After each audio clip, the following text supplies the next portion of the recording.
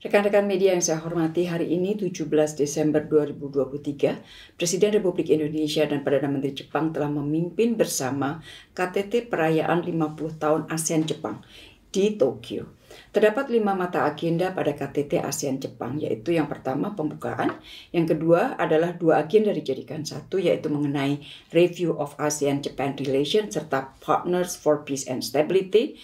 Kemudian yang ketiga membahas agenda Heart-to-Heart Partners Across Generation. Yang keempat membahas agenda Partners for Co-Creation of Economy and Society of the Future. Dan yang kelima adalah penutupan yang sekaligus mengadopsi outcome documents dari KTT ASEAN Jepang ini. Pada agenda pertama pembukaan, Presiden Republik Indonesia menekankan kemitraan strategis komprehensif ASEAN Jepang yang disepakati September lalu di Jakarta harus menjadi modalitas untuk terus memperkokoh hubungan. Kemitraan ini harus direalisasikan dalam bentuk kerjasama konkret dan bermanfaat langsung bagi masyarakat, seperti kerjasama pendanaan infrastruktur, transisi energi, transformasi digital, ketahanan pangan, dan penguatan rantai pasok.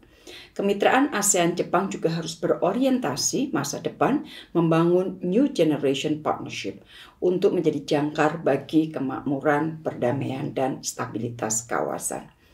Pada agenda kedua yang membahas 2 topik, yaitu Review of ASEAN Relations dan Partners for Peace and Stability, Presiden menggarisbawahi bahwa tingkat pertumbuhan ekonomi yang tinggi serta demografi penduduk muda yang besar akan sia-sia apabila stabilitas dan perdamaian tidak terjaga.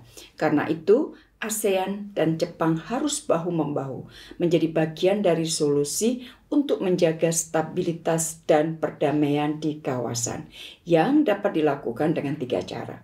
Membangun kolaborasi yang inklusif termasuk implementasi ASEAN Outlook on the Indo-Pacific, kemudian penghormatan aturan hukum internasional termasuk UNCLOS 1982 dan norma-norma kawasan, serta terus memperkuat sentralitas ASEAN termasuk dalam menyelesaikan isu Myanmar melalui mekanisme Troika.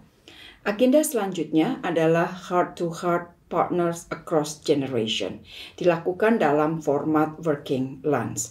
Pada agenda ini dibahas penguatan upaya untuk semakin mempererat hubungan antar masyarakat, untuk terus membangun kemitraan yang berorientasi ke depan di tengah tantangan dunia yang semakin kompleks.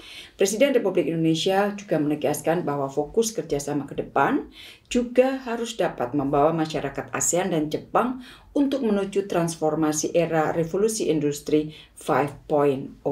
Dan hal ini dapat dicapai jika kerjasama terfokus pada peningkatan kualitas talenta melalui kerjasama pendidikan, research development, serta pengembangan ekonomi digital, termasuk